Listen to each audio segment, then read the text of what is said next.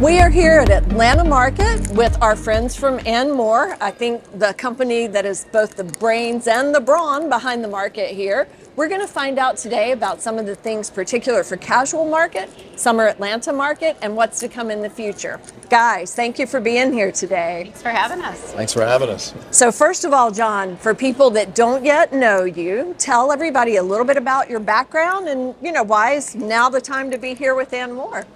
First of all, I couldn't be more excited to get to work with great people like this. We have an amazing team of people. I've been the CEO of a number of companies, and if you were to try to look at the common thread in all of them, they really all are focused on the customer. My last business that I ran was a big Fortune 500 company. It was mostly trucking companies were our customers, and you wonder, ask yourself, what's similar from that to this? That industry is full of family-owned businesses, all of which started really small, many of which are over 100 years old now. They're third and fourth family generation, and so it was really all about the customer.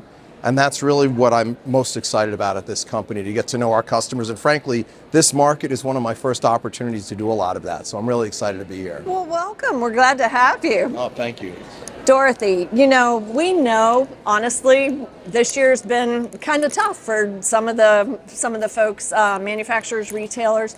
Tell us a little bit about what you're hearing from your customers and what you guys are doing to support them right now. Yeah, well, it's been sort of a difficult to predict and roll with first half of the year for most of our customers, right? So at retail, it's been a little bit sluggish, a little bit soft, particularly the beginning of the second quarter. And retailers are still working through some of their inventory as well. So got to see what happens with rates, in the next couple of months. And we also need to kind of get through inventory normalization and stabilization. I think, most of our customers are very optimistic about the back half of the year and particularly about 2025. And so what do we do? I mean, really the most important part of market for our customers is finding new business and finding new customers, new customer acquisition. And so we work really hard, and Karen will talk a little bit more about that, to drive new buyers to market. And we're successful at that. And then making sure that we provide tools to help buyers and sellers connect most effectively based on what the buyers are interested in, what the sellers are interested, trying to find that product resonance, product buyer resonance, which can be, it's an important focus for us. And we work closely with our customers to make sure that it happens. So we feel good about markets this summer. A lot of energy already today, Monday.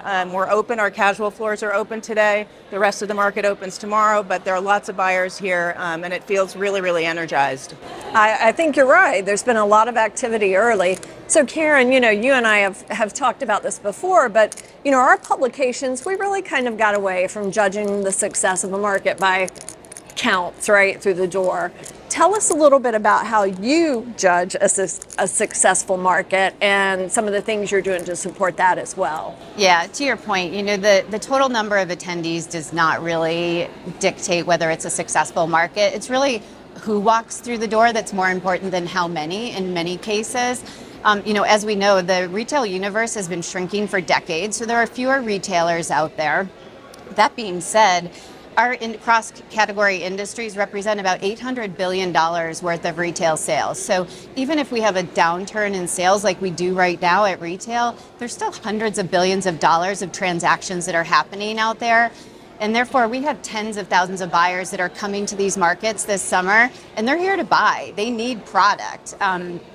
Dorothy mentioned how important new customer acquisition is. Every market, we have between 20 and 35% of the buyers that come to market who are here for the very first time. So it's super important that exhibitors are out there, that they're reaching those buyers, they're promoting themselves at market, because the reality is there are thousands of resources at any given market, and they can't see them all. So they're going to have to make choices about where they go and what they do while they're here. So again, really important that people get their name out there. And Dorothy mentioned our focus on creating tools and resources to help the buyers find what they need when they're at market. So one of the important things that we've done this summer is we launched a new integrated market planner. So that allows the buyers to plan, whether it's on our website or using our At Market mobile app, so they can pre-plan, navigate, and manage their time at market, and then also follow up after market. So we've added some things like more granular search functionality to that. So buyers can not only just search by product category, but now they can search by things like style, price point, other categories like sustainable, handmade, made in America, et cetera. So things buyers are looking for. And then the other thing that's really unique about our app is the ability to capture and organize photos. So we know buyers come to market, and during market, they'll take hundreds, sometimes thousands of photos while they're here, and it's hard to remember where you took all those photos. Exactly. Yeah, so you know the struggle that they have. So by using the app, they can scan the barcode outside a showroom, take photos, add notes so they know exactly what they did, and all of that gets organized in their app under the name of that exhibitor. So that allows them to easily follow up after market if they need to place orders that they didn't get done at market. It's really easy for them to know exactly what they saw where while they were here.